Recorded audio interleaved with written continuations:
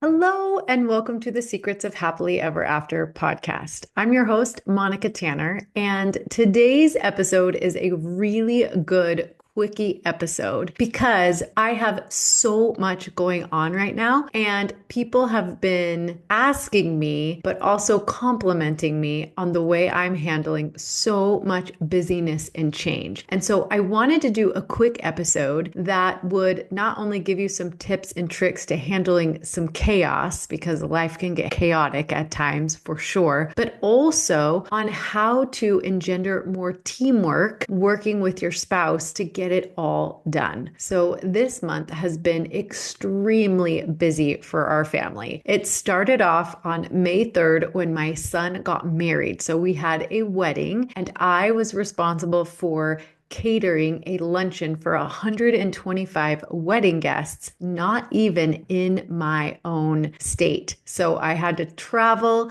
and we stayed in Airbnb. And we had my son's wedding, and I catered this luncheon. And that was also on my 23rd wedding anniversary. So we also celebrated that on the same day. Then I came home for less than a week and drove my daughter and her friend right back down to Salt Lake for a volleyball tournament all that weekend. Then I came home to my other daughter playing in the state tennis tournament.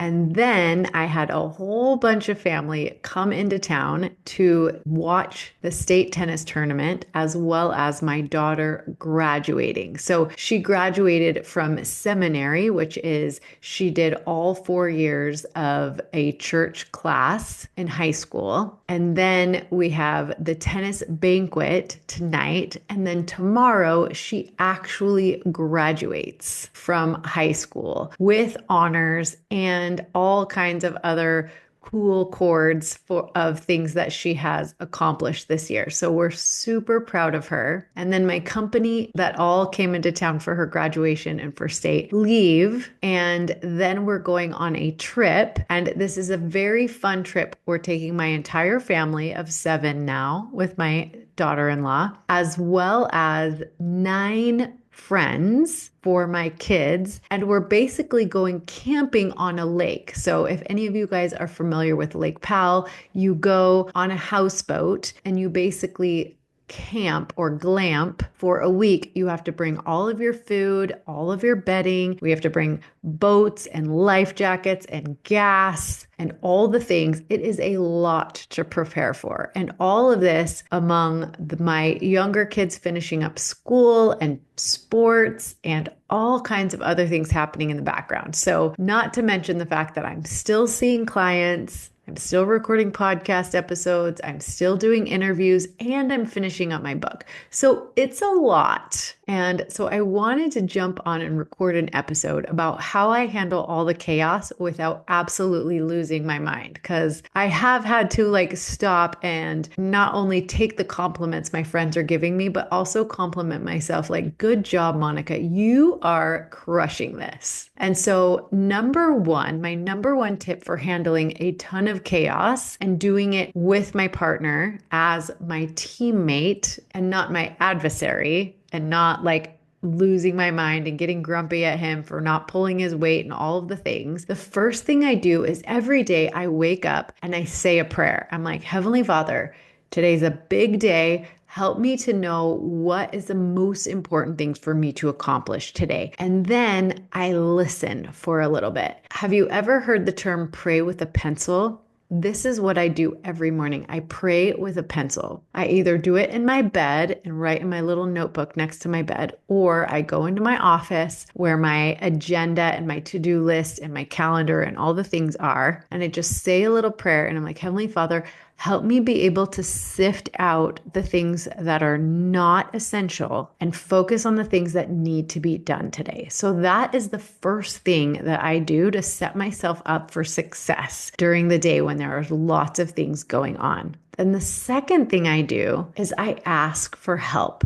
Now, this is a complicated thing, especially for women. I think we struggle asking for help. Like, we don't want to be vulnerable. We don't want to put other people out. We don't want to admit that we can't do it all. And I want to say hogwash to all of that. It is so important to know when you need help. Not only that, but it allows other people to serve when they want to help you. Other people love helping. Like, think about if someone were to ask you for some help and it wasn't outside of your abilities, like it was something that you could help with, doesn't it make you feel so good to be able to help? Not only that, but I think another common roadblock that we encounter when we go to ask for help is we're like, oh, but what if they really can't, or they really don't want to, and they don't like say no to me or whatever, and they feel uncomfortable about it. Here is something I want to bring to your attention. Other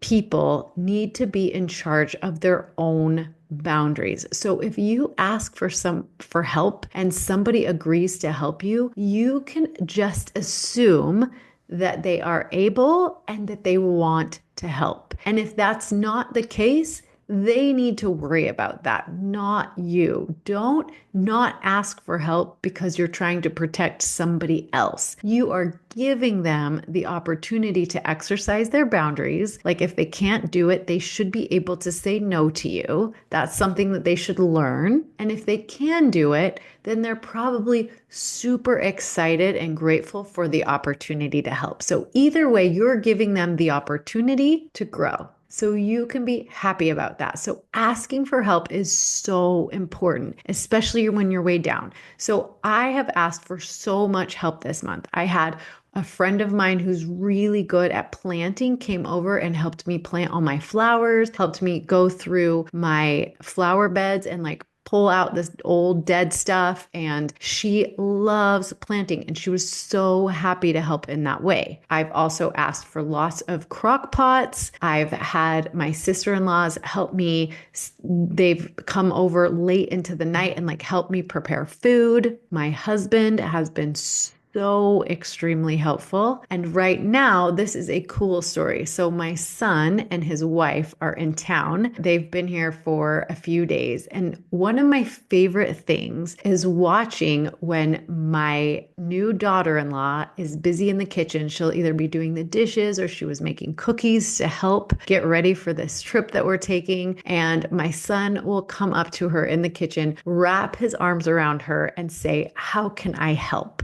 I love watching this. It is so fun, not only because I'm getting to see my son just be an awesome husband, but I was like, where did he learn how to do that? And the answer is he learned from watching his dad all these years, his entire life. His dad has always, my husband, been willing to help me. Now, he hasn't always been like, wrap his arms around me and ask, how can I help? I have partially trained him to do that. Now, he is naturally very helpful. His love language is acts of service. So he does love to serve and help. But nobody can know all the ways in which you need help.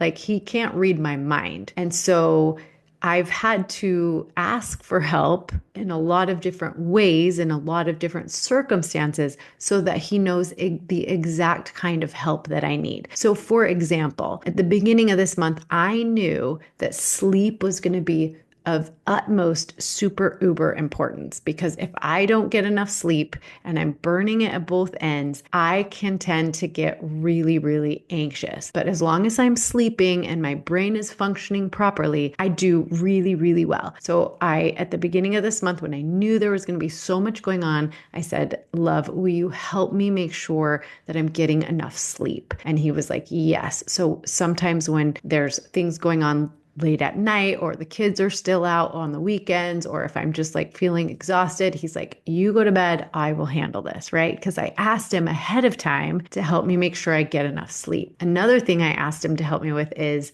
getting exercise because I know when I get busy, the first thing that I get rid of is my exercise. And that's so important for me to stay mentally clear and physically active, right? And so I said, will you help me make sure I get to the gym? Well, this is easy for my husband because we work out together a lot. He likes to get me up in the morning to go to the gym. However, this is in direct contrast to me needing sleep. So what we've been doing, because he'll try to get me up in the morning and I'm like, nope, I need more sleep, is we go on walks at night. So he makes sure that every day I get some exercise, whether it's going to the gym in the morning or getting out for a walk in the evening. He always asks me when he gets home from work, have you been able to exercise today? And I will say yes or no.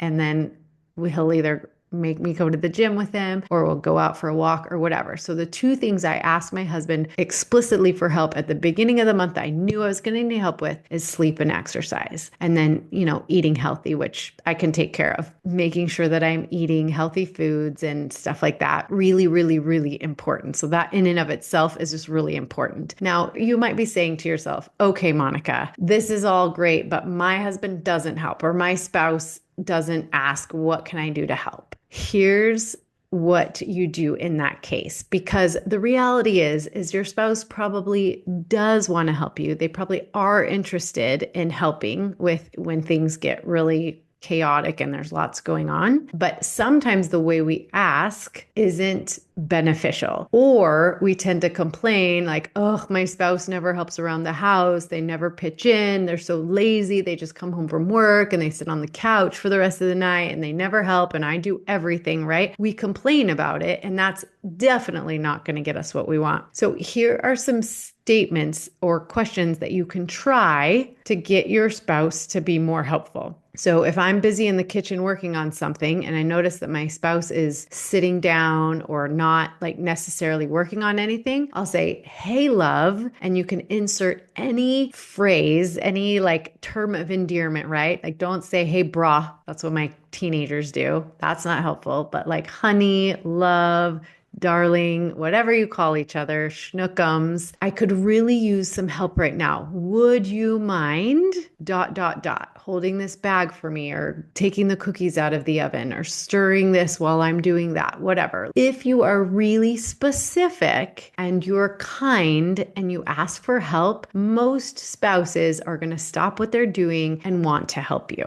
And if they can't, just like we were talking about before, they might exercise their boundaries and say, I can't do that right now. I'm unavailable, or something like that. Now, here's the key to that. If they do refuse to help you, or they're unable to help you in that moment, I want you to think of it as a micro disappointment. So make sure you're keeping micro disappointments micro. So if they say, I can't do that right now, or I'm unavailable, then that's just one instance where they weren't able to help you when you needed it. Not like they never help, not like they're incompetent and lazy and totally unwilling. But if you think of it as just this, in this one time, they weren't able to help me with this one thing, and then try again and again and again, and keep asking for the things that you need. But don't complain and don't generalize it to your relationship, because then you'll start to resent and you'll stop asking for help and you'll just assume that they're not going to help you. So that is my little soapbox on asking for help. It's really, really important. Now, the next thing I do really well when things get chaotic is I make lots of lists and I delegate. So part of being able to ask for help is delegating. So now I told you we're taking 9 friends to Lake Powell with us. And what I did was I created a list of all the days that we're going to be there and all the meals and snacks that we're going to need. And I made myself in charge of dinners and desserts. And then I delegated out all of the other meals to the other moms who are sending their kids. And guess what? They are all happy to help. And if for some reason one of them couldn't help, then it's their responsibility to say, no, I can't do that. But none of them did. They were all very happy to pitch in a lunch or a breakfast for 25 people for us while we were on the boat. So I delegated and I made lists. And as they would respond back to my texts, I wrote it down on my list. And now I have this beautiful, very organized, chicken scratchy list of all of the meals, all of the things I need to bring, all of the things that other people are going to bring, the things that we need to pack, and all the things that we need. Like we borrowed some coolers from some friends. That was me asking for help because I was like, I don't want to go buy all of these coolers that we only are going to need this one time, right? So I asked for help, and people were absolutely, if they didn't want to lend us their cooler, they could have said no, but most of them said yes. So, and I've asked for crock pots so that I could crock pot things early and get them in the freezer and things like that, right? So I asked for help and I delegated. So lists are really, really important, especially when things are chaotic. When you've got a whole bunch of things rolling around in your head and you don't get them down on paper, that's trouble, right? So for me, I make lists. And even if they're messy and disorganized at the beginning, I usually can get them organized and helpful by the end.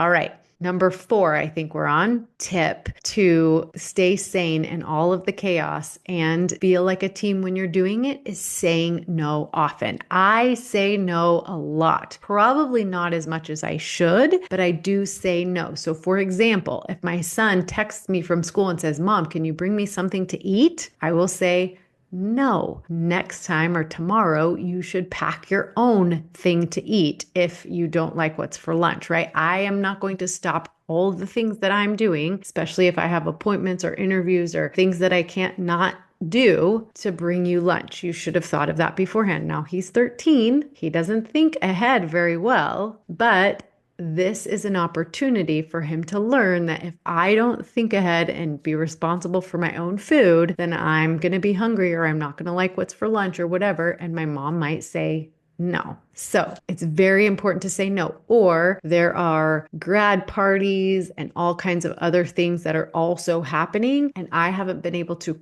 either go or contribute to them or whatever. I've had to say, no, I can't do that at this time, which because I am good at saying no when I can't take on another thing, I really appreciate it when I ask for help and other people are able to say no. I totally get it. Like, if you could help, you would, but I appreciate you saying no because it's too much, right? So that goes asking for help and being able to say no sometimes, those go hand in hand. And then number 5 tip to getting a lot of things done and maintaining teamwork in the chaos is appreciation and prioritization. So I am very appreciative to all the help that I get. I write thank you notes whenever I can, and I love to make cookies or something to bring to people who have let me borrow their crock pot. Sometimes I bring back their crock pot full of cookies or whatever when I have time, not all the time, but whenever I have time to do something like that, I do. And then prioritizing